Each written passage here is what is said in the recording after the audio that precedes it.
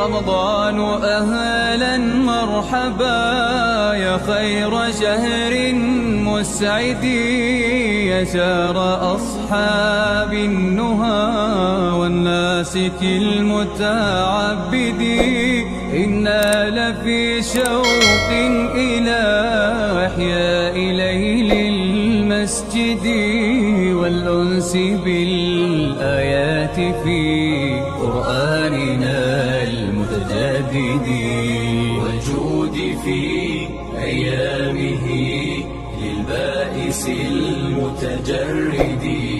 يا تاليا قرآننا اقرأه ديت ورددي، قم للكريم مصليا واقنت له وتهجدي، وتغن بالقرآن كي